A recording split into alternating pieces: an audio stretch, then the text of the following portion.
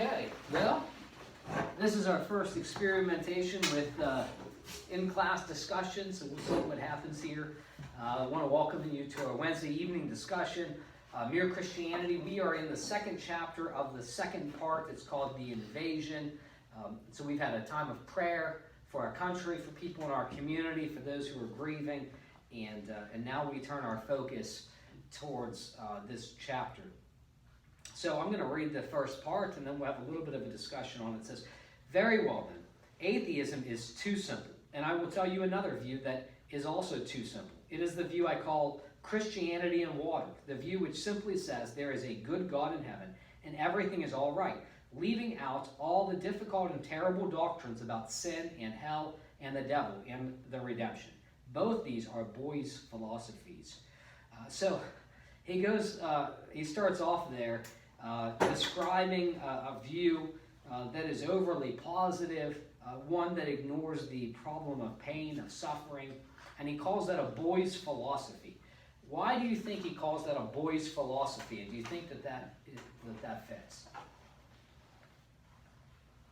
Well, it's not a mature view of things and not a realistic view of things according to what Scripture says. So I guess that's why he calls it a boy and not a man's philosophy. Yeah.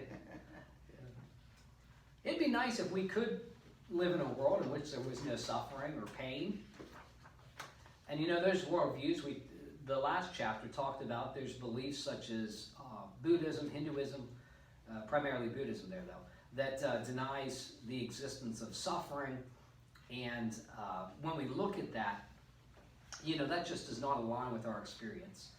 The Bible talks so much about suffering, the problem of evil. We know that Jesus suffered tremendously. He suffered emotionally in the Garden of Gethsemane. We know that he suffered physically, being crucified. And so we as Christians understand suffering, and we can speak to it. We don't have to pretend it doesn't exist. All right, on page 41, Lewis complains about Christians who view doctrine as too complicated. Is his assessment fair? Is it accurate? So I'm going to read it here. In my book, I have the second edition here. It says, "Very often, however, this silly procedure is adopted by people who are not silly, but who consciously or unconsciously want to destroy Christianity. Such people put up a version of Christianity suitable for a child of 6 and make that the object of their attack.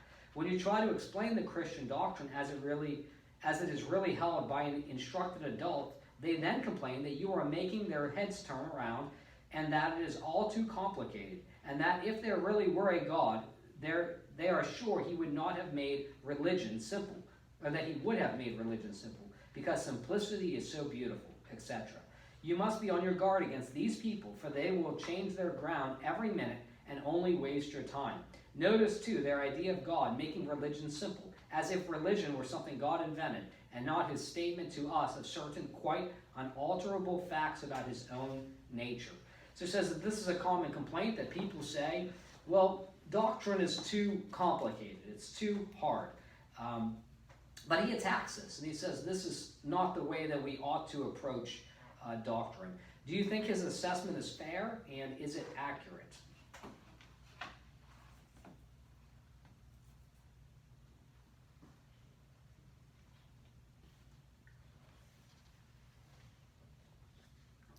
I think sometimes in life we make it complicated when the Lord actually made it so it was pretty simple for us to be able to live it. And you know, now life becomes very complicated as we mature, and I think as we mature in Christians, sometimes we don't take it as it should be.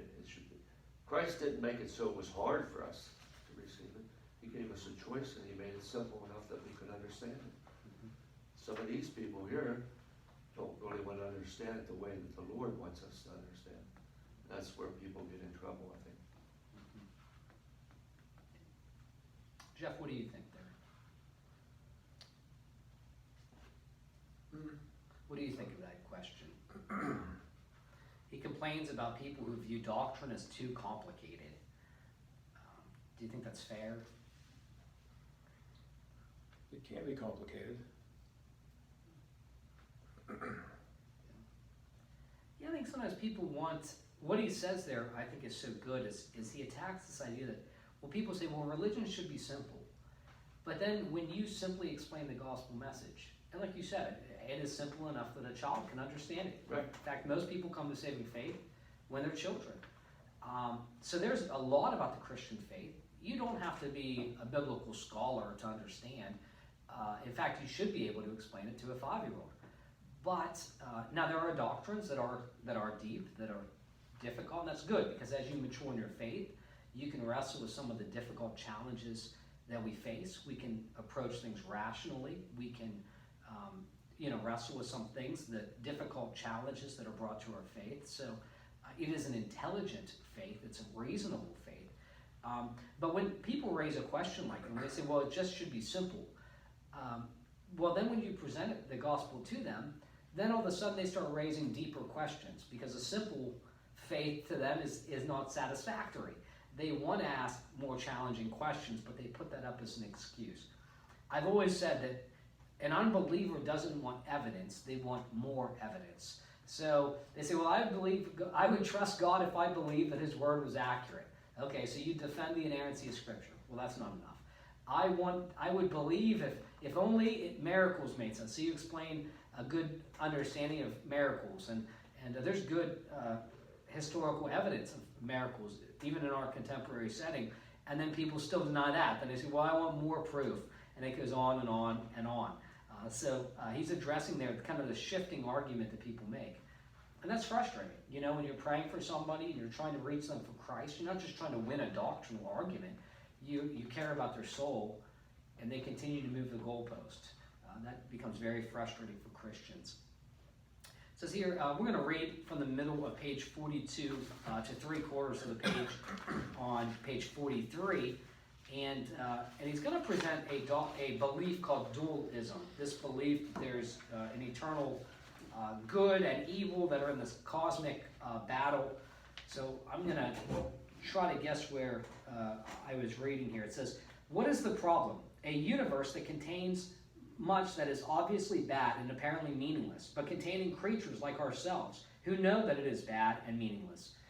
There are only two views that face all the facts. One is the Christian view, that this is a good world that has gone wrong, but still retains the memory of what it ought to have been. The other is the view called dualism. Dualism means the belief that there are two equal and independent powers at the back of everything, one of them good and the other bad, and that this universe is the battlefield in which they fight out an endless war. I personally think that next to Christianity, dualism is the manliest and most sensible creed on the market, but it has a catch to it. The two powers, or spirits or gods, the good one and the bad one, are supposed to be quite independent. They both existed from all eternity. Neither of them made the other. Neither of them has any more right than the other to call itself God. Each presumably thinks it is good and thinks the other bad. One of them likes hatred and cruelty. The other likes love and mercy. And each backs its own view. Now, what do we mean when we call one of them the good power and the other the bad power? Either we are merely saying that we happen to prefer the one to the other, like preferring beer to cider, or else we are saying that whatever the two powers think about it, and whichever we humans at the moment happen to like, one of them is actually wrong, actually mistaken, and regarding itself as good. Now, if we mean merely that we happen to prefer the first, then we must give up talking about good and evil at all.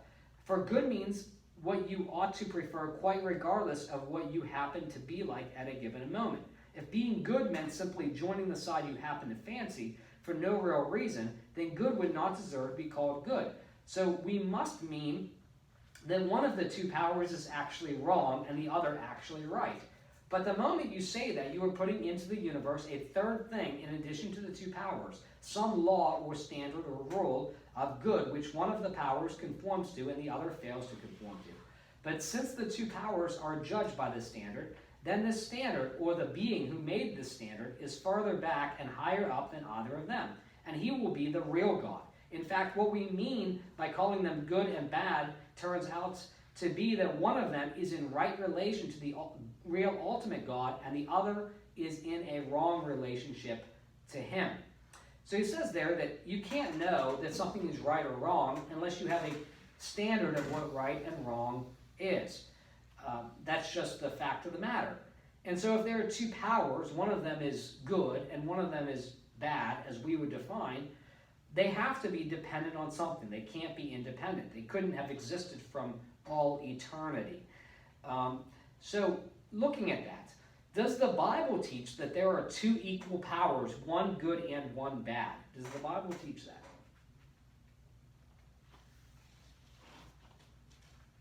Independent of one another. Yeah. Okay. Are they referring to God and the devil here? Is that, No, they're not referring to that. Now he's referring to dualism.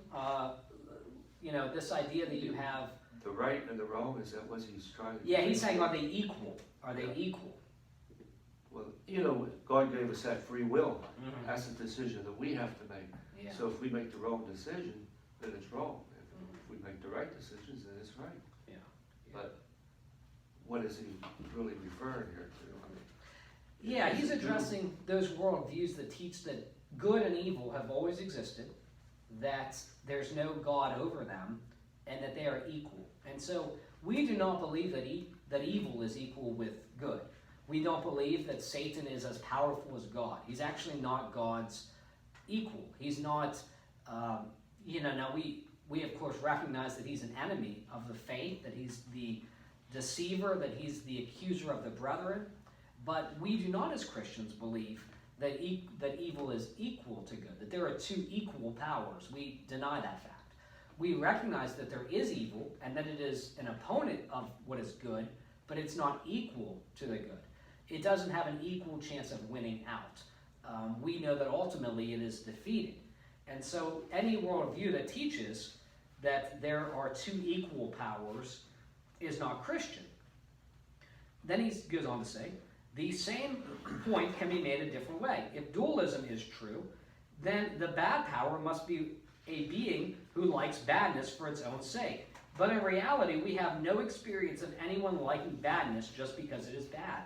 The nearest we can get to it is cruelty. But in real life, people are cruel for one of two reasons. Either because they are sadists, that is, because they have a sexual perversion, which makes cruelty a case of sensual pleasure to them, or else for the sake of something they are going to get out of it, power, or money, or safety. But pleasure, money, power, and safety are all, as far as they go, good things. The badness consists in our pursuing them by the wrong method, or in the wrong way, or too much. I do not mean, of course, that the people who do this are not desperately wicked. I do mean that wickedness, when you examine it, turns out to be the pursuit of some good in the wrong way. You can be good for the mere sake of goodness. You cannot be bad for the mere sake of badness. You can do a kind action when you are not feeling kind, and when it gives you no pleasure, simply because kindness is right. But no one ever did a cruel action simply because cruelty is wrong, only because cruelty was pleasant or useful to him. In other words, badness cannot succeed even in being bad in the same way in which goodness is good. Goodness is, so to speak, itself. Badness is only spoiled goodness. And there must be something good first before it can be spoiled. We call sadism a sexual perversion, but you must first have an idea of a normal sexuality before you can talk of it being perverted. And you can see which is the perversion, because you can explain the perverted from the normal and cannot explain the normal from the perverted. It follows that this bad power, who is supposed to be on an equal footing with the good power, and to love badness in the same way as the good power loves goodness, is a mere bogey. In order to be bad, he must have good things to want and then to pursue them in the wrong way. He must have impulses which were originally good in order to be able to pervert them. But if he is bad, he cannot supply himself either with good things to desire or with good impulses to pervert. He must be getting both from the good power. And if so, then he is not independent. He is part of the good power's world. He was made either by the good power or by some power above them both. So what he's saying there is that evil doesn't simply exist. It's a perversion of what is good. Darkness does not really exist. It is the absence of light. There must be light for there to be darkness. And he's making that argument here, that badness cannot exist independently. It cannot be an equal power with good because it's dependent on the good. It has to pursue good things in the wrong way. Have you ever thought of it like that? Okay. We're going to continue on because I think we can get into some metaphysical issues there. I think it's just better to move on. But he goes on to describe that dualism will not work. And I want us to look at that. It says, put it more simply still. To be bad, he must exist and have intelligence and will. But existence, intelligence, and will are in themselves good. Therefore, he must be getting them from the good power. Even to be bad, he must borrow or steal from his opponent. And do you now begin to see why Christianity has always said that the devil is a fallen angel? That is not a mere story for the children. It is a real recognition of the fact that evil is a parasite, not an original thing. The powers which enable evil to carry on are powers given it by goodness. All the things which enable a bad man to be effectively bad are in themselves good. Resolution, cleverness, good looks, existence itself.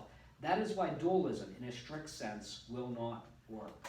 So why does he say that dualism will not work? This idea that there's an equal power of evil in the universe, why doesn't it work ultimately?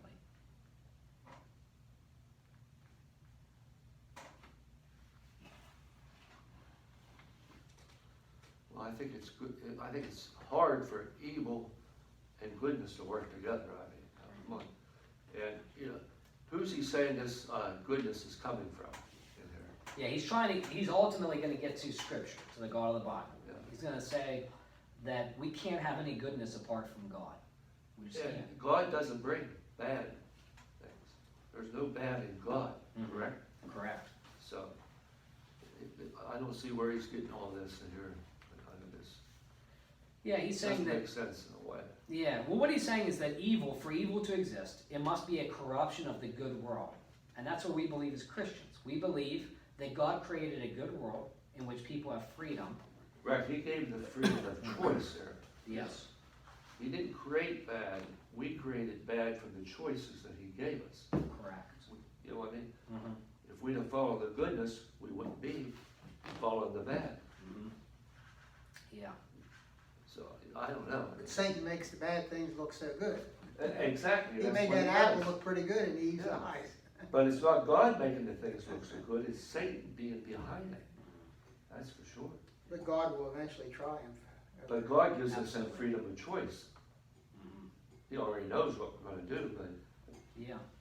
Yeah, and that says a lot about what we believe theologically. We talk about theology and doctrine, and some things overly complicated. Some systems try to they get so complex because they try to explain how God how we live in this world and how it got corrupt, and they try to explain that. They try to parse it to such a point that there is at least one school of doctrine, which I deny, that would teach that Jesus is the author of sin, which of course is contrary to what Scripture teaches, that he actually created evil, that he intended for Adam and Eve.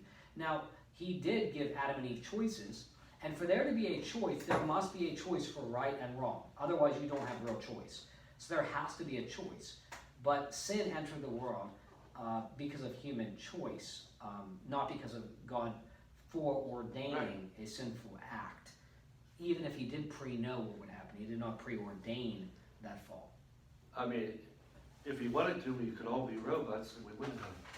Right? We wouldn't know good and evil. Yeah. You know what I mean? Mm-hmm. Yeah, and so where he's going here, though, with that is that Adam and Eve did choose to sin. And so sin entered, but evil is not, it has not always been. It is not on equal footing with God. It can't exist independent of God, which is interesting to say, but it can't. It has to be a corruption of what was created. And so there are beliefs that teach that evil and good are in this cosmic battle and they've always existed and we don't know who's going to win. But Christianity teaches something different. It teaches that sin and evil are a corruption of God's good created world. We know that God is still in control. We have often sang that song, God is still on the throne. And we also know that at the end, we know how the story works out. We know that evil is defeated, that good triumphs. And so we will talk about that. And the next couple chapters get a little bit more concrete. This chapter is a little more abstract than others. But we're going to finish here with, I think it gets more practical here at the very end. It says, but I freely admit that real Christianity, as distinct from Christianity in water, that the belief that as Christians we have to ignore the reality of suffering, goes much nearer to dualism than people think. One of the things that surprised me when I first read the New Testament seriously was that it talks so much about a dark power in the universe, a mighty evil spirit who is held to be the power behind death and disease and sin. The difference is that Christianity thinks this dark power was created by God and was good when he was created and went wrong. So he is talking about Satan here. He's saying that he was created good, but he went wrong. Christianity agrees with dualism that this universe is at war, but it does not think this is a war between independent powers. It thinks it is a civil war, a rebellion, and that we are living in a part of the universe occupied by the rebel. Enemy-occupied territory, that is what this world is. Christianity is the story of how the rightful king has landed, you might say landed in disguise, and is calling us all to take part in a great campaign of sabotage. When you go to church, you are really listening in to the secret wireless from our friends. That is why the enemy is so anxious to prevent us from going. He does it by playing on our conceit and laziness and intellectual snobbery. I know someone will ask me, do you really mean at this time of day to reintroduce our old friend the devil, hoofs and horns and all? Well, what the time of day has to do with it, I do not know. And I am not particular about the hoofs and horns. But in other respects, my answer is yes, I do. I do not claim to know anything about his personal appearance. If anybody really wants to know him better, I would say to that person, don't worry. If you really want to, you will. Whether you like it when you do is another question. So what he's saying there is that people will be snobby about that. Do you really believe that there's a devil? Do you really believe that there's a place called hell? How can you believe that in our day and age? Well, as Christians, we don't have an option there. We do believe it because the Bible teaches it. We know that this is a spiritual conflict. And I have used this illustration, the way that he describes our world, oftentimes. We are behind enemy lines. We live in hostile territory. But we are part of a great uprising, and we belong to the rightful king. And soon he is coming back to resume his throne. And so that is the good news. But it relates to dualism here because we do acknowledge that there is a cosmic battle. But we do not believe that evil just exists for the sake of evil. We know it's a corruption of the good. We know that Satan was created good, that he rebelled, that he was kicked out of heaven. But we also know that he stands condemned. He doesn't have any chance of winning this war. It's already been determined. Now, just to end with a final thought, why do you think people have such difficulty accepting the existence of the devil?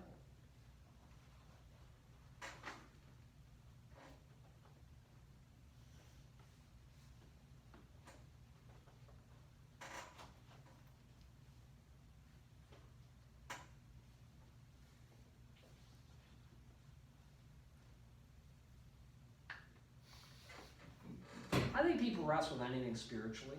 I was going to say, you can't see him. Yeah. Yeah. You can't see him. Yeah.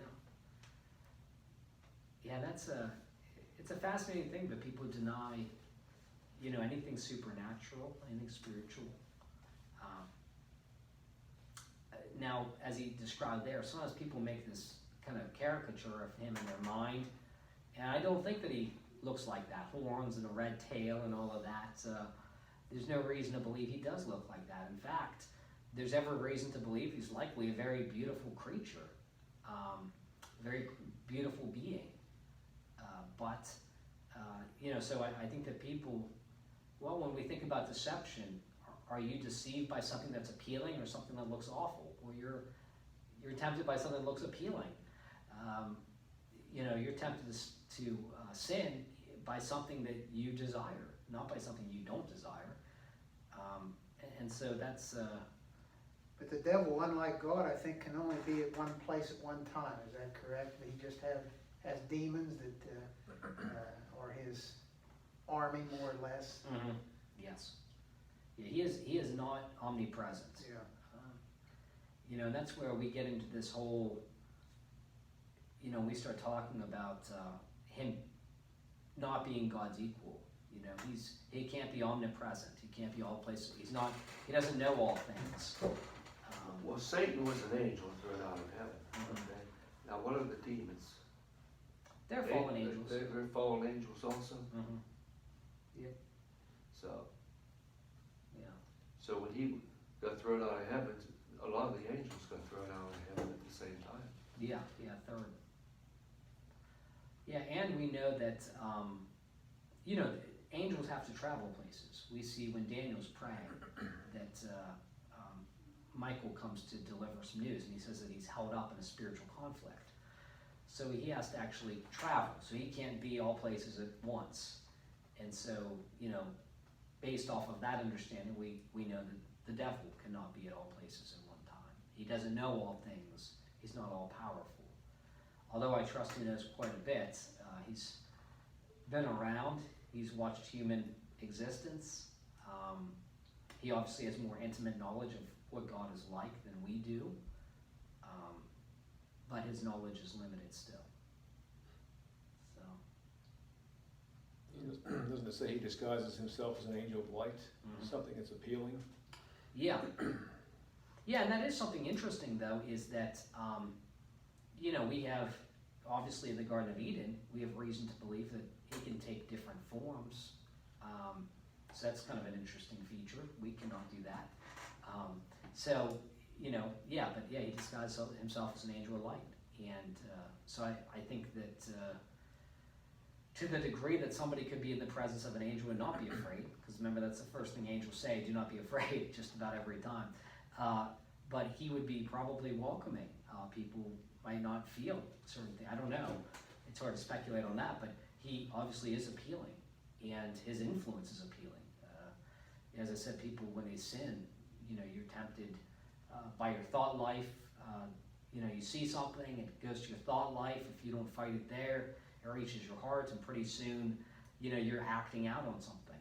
And so we have to make sure we guard our hearts, guard our eyes, do the best we can to put ourselves in situations where we aren't tempted in the ways we are. I've always, when I did youth ministry, I tried to drive home the point that sin isn't smart. And what I meant by that wasn't just that it isn't intelligent to sin, but that we know, you know what you struggle with. Everybody has there's things that you will never struggle with. For whatever reason, now I do think anybody's capable of doing anything in the right situation, so we shouldn't be arrogant. But by and large, on most days, you might never be tempted to steal. That just might not be a sin struggle for you, you know? Some people they're never tempted to get drunk. That's just never going to be a temptation for them, no matter what the situation is. There are other people who, you know, who have temptations like lust or pride or gossiping or whatever it might be. And so we know that, but we also know when we're tempted. So we know if somebody gossips, they know that they're going to be tempted when a certain person calls them, when they have news. When they see somebody talking, they're going to want to know what's that person saying. So they know that. So if you know when you struggle, when you know what you struggle with, then you should put yourself on guard to defend against that. Well, Satan knows our weakness, and he's going to work on our weaknesses. Yeah, I think that through observation, again, because his knowledge is still somewhat limited, but through observation, he knows, you know, you can see the way people and demons in general, I think they can see what we're tempted by because of what we do, how we sin. And so, yeah, I think that there's certainly an influence there to act. Yeah. There's some interesting reads on, I think Unger years ago wrote a book on demonology, which is very interesting. There's not a lot of work done on those topics, but there are some. Kind of fascinating reads. But, yeah. Anyways, well, I'm going to shut the camera off here. We're glad that you have been with us, our discussion. We talked about this idea of dualism versus what Christianity teaches. Next week, we get into a little bit more concrete discussions. We're going to be in chapters 3 and 4 next week in the second section if you want to read ahead and be prepared. But thank you for joining with us.